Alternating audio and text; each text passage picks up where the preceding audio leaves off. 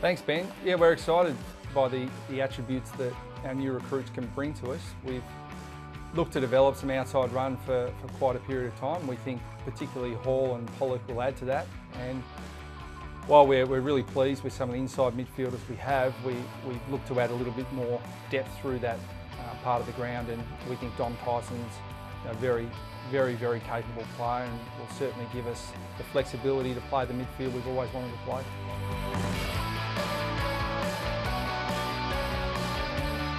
Thanks, George. Yeah, Kyron is a really impressive young man. He's got some genuine power and some great attributes to play AFL football. Unfortunately, he's been curtailed to this point by injury, but he's had a pretty uninterrupted run this pre-season, and I think with some continuity, he'll push for senior selection at some stage this year.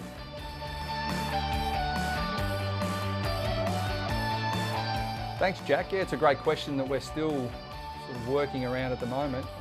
We've been really pleased with Nick Larkey's pre-season. Mason Woods put together a good block of work, and of course our forward line tends to revolve, certainly from a marking perspective, around Ben Brown. So we've got some options there. I mean, Larkey is the one who hasn't played a lot of footy, who we hope will play more in 2019. And then the addition of some smalls, getting Taylor Garner back, and some other players, midfielders that we can roll forward, gives us a lot more versatility.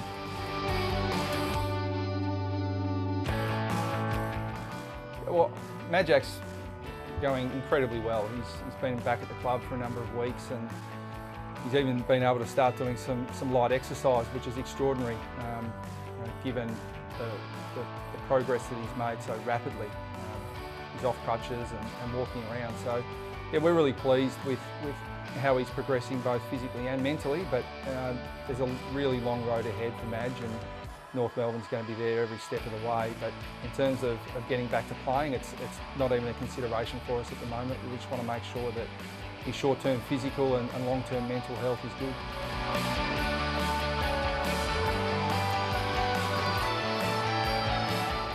Yeah, I mean, our attitude is that our expectations are high, as should their expectations. But we know with AFL footy we've got to manage the inevitable disappointments that come along the way. So all three of those boys are exciting prospects for us, but all three of them know they've got a hell of a lot of work to do. And the hardest thing is to work through some of the down times, because for those three there'll certainly be some really good times, but it's the hard times they've got to persist with.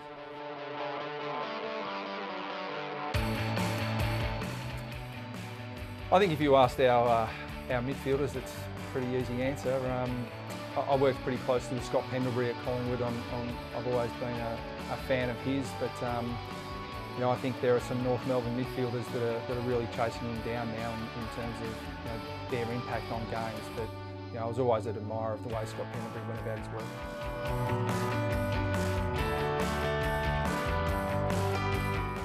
A lot less than in the off-season, I guarantee you that.